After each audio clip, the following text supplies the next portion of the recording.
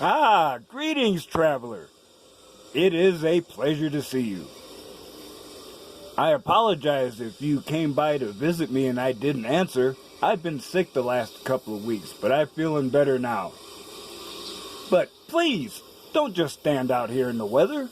You are more than welcome to enter my humble abode and share the fire with me. Please, come, sit.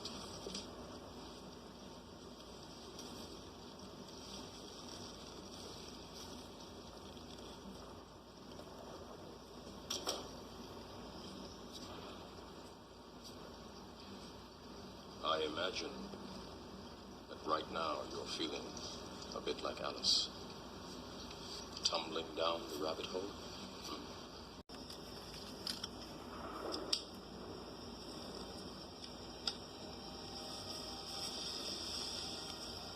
This is your last chance. After this, there is no turning back. You take the blue pill. The story ends. You wake up in your bed and believe whatever you want to believe. You take the red pill. You stay in Wonderland. And I show you how deep the rabbit hole goes.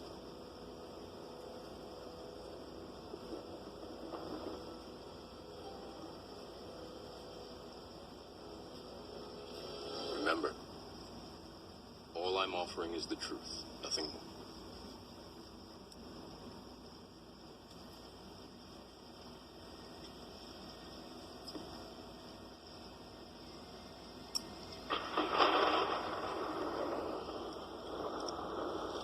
Follow me.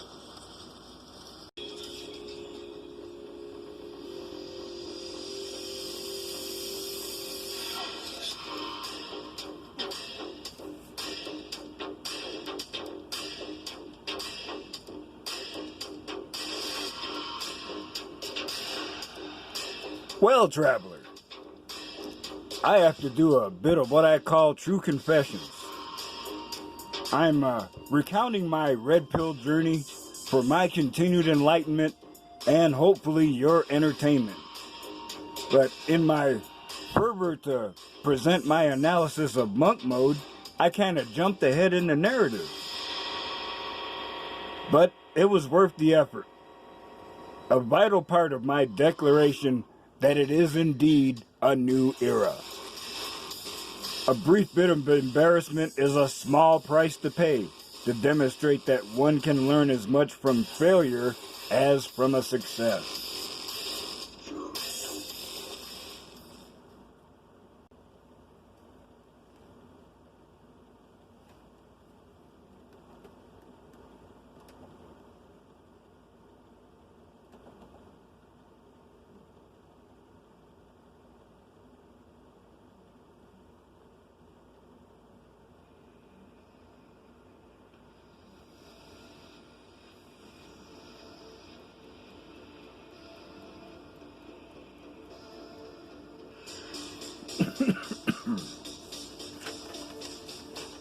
So, when we last left our hero, he had received the red pill. There were many things that occupied my mind at that time, as that enzyme or catalyst caused mental resets and destroyed blue pill cultural conditioning. When one is alone, indeed isolated, there is time for serious introspection. It was a surprise to me that my increasing red pill wisdom was changing the way I looked at females. Now, my sex drive has always been high. In fact, it was much higher than that of my ex-wife. Yet in my blindness from TradCon and blue pill programming, I stayed married even though the last 6.5 years of my marriage was without sex. For a while, I had an internet romance. I am so old school that I never engaged in phone sex back in the day.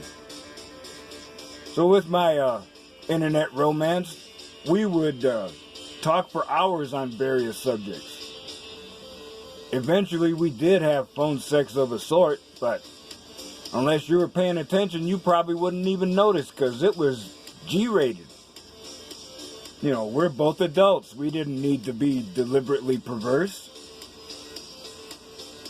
Around the same period of time, I went to what has become my place of power and eventually got a homie hookup to get together with my friend with benefits. I've always been old school, someone who enjoys playing romance cards. My friend with benefits was a rarity in my life, someone older than me. Now, she had a host of medical issues, including being a type 1 diabetic. So I had to be careful in helping her. I was so careful and attentive that when we were out in public, more than once people thought we were married.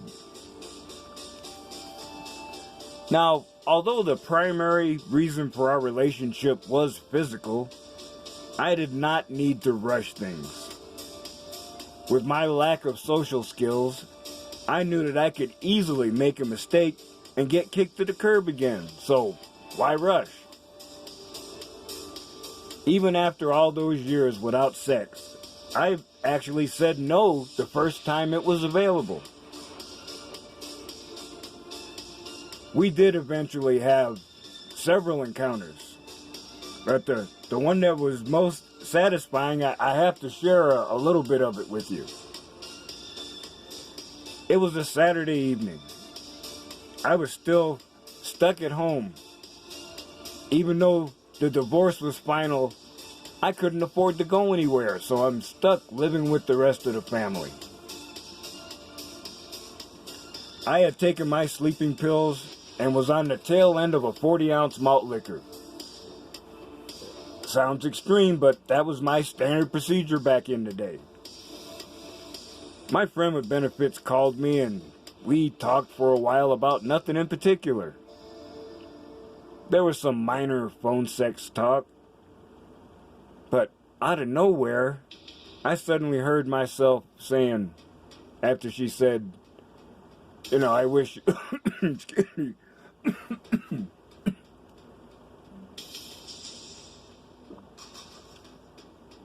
after she said something like, man, I wish you were here, I suddenly heard myself saying, so why aren't you here already? 15 minutes later, she was. Well, enough of that.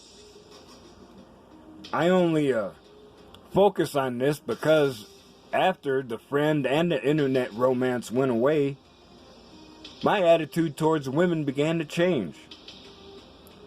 Now, we know that male sexuality is primarily visual, because physical attractiveness is seen as a sign of fertility. Now, my red pill awakening resulted in some mental reprogramming. Instead of becoming sexually aroused, I found myself evaluating a woman's potential to bear children.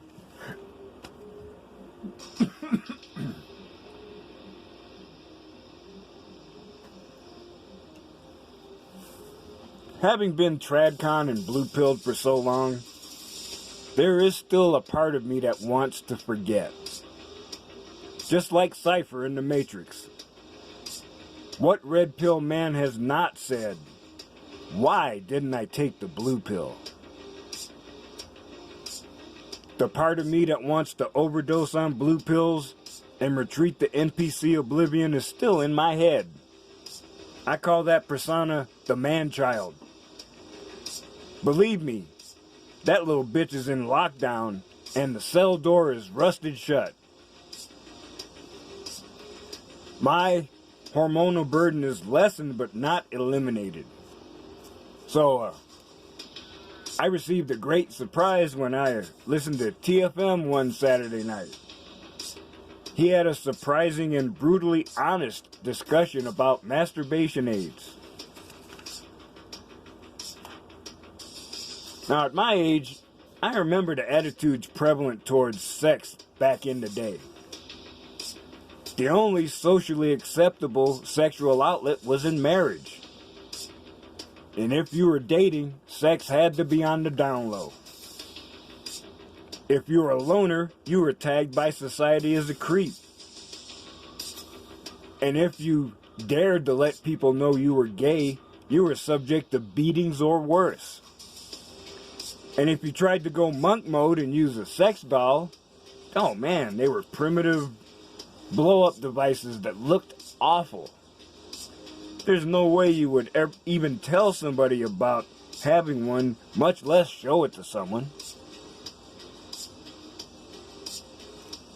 Now, it's said that the basic personality of any person is pretty much in place by age 8, and it remains in the background regardless of life choices.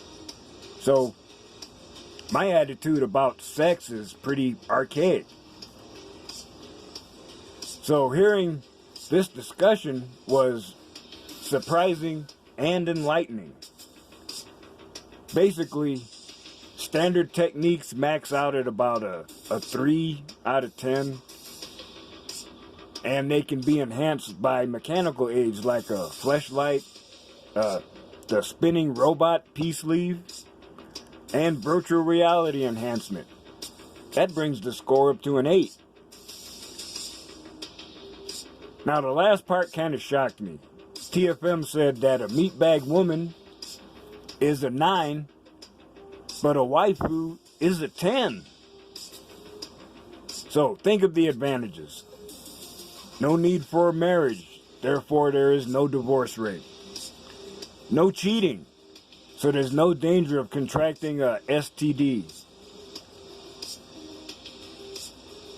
There's no way she can slip out of the house and get some strange on you. And the best part, there is always blissful silence. That talk was a revelation to me. So much that I realized that I could make the transition to monk mode and keep my sanity.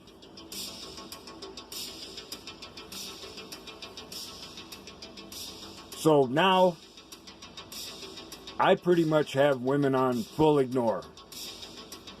I mean, I glance, and if I see a woman, I look away. But what am I going to look for? I'm not trolling for a date. I mean, I've even reached the point where there could be a woman standing right next to a man I'm talking to, and even if she tries to shove her way into the conversation, I completely ignore her. I was like, hell no. Who cares if you got a slot C? I got nothing to say to you. You have nothing I want. No, there is something I want. I want you to fuck off and go away. How about that?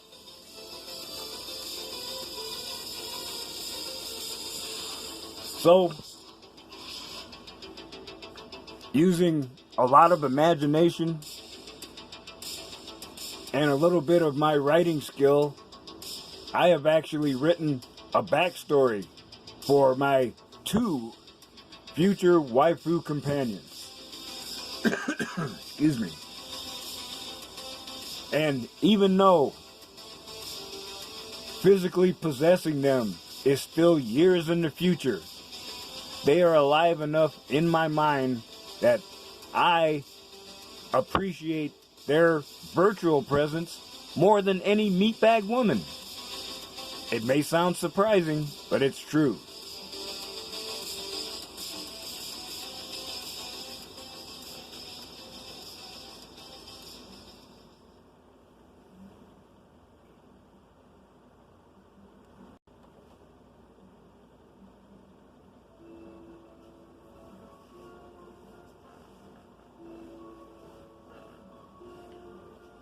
So, traveler, I hope this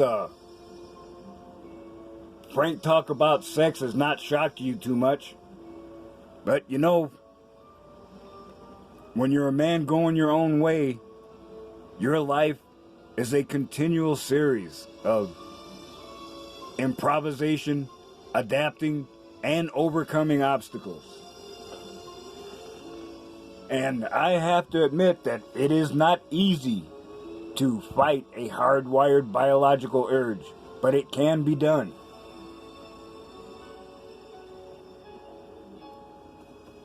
Now, I was quite surprised during my encounters with my friend with benefits to find out that I enjoyed the intimacy more than the actual act of sex itself. That, combined with other knowledge, made me realize that I could survive monk mode. So, now I am busy isolating myself and working on my own enhancements. But I know retirement will come soon, or I will be isolated. And I tell you, when the waifus show up, it's gonna be an X-rated celebration. No doubt about that. But I won't care, because I'm not jumping out there and showing off to everybody. Now, after I'm gone, people might be a little surprised at how I adapted to isolation and retirement, but there won't be any need for me to be embarrassed then, because what's left behind is only an empty shell.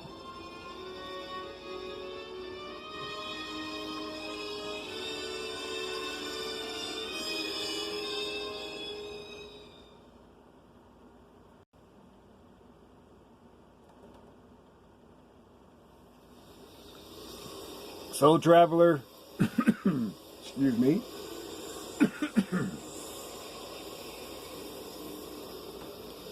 I hope you will think about what you've heard here today, and as you continue on your journey, remember, I still say, some of the best days of your life haven't happened yet.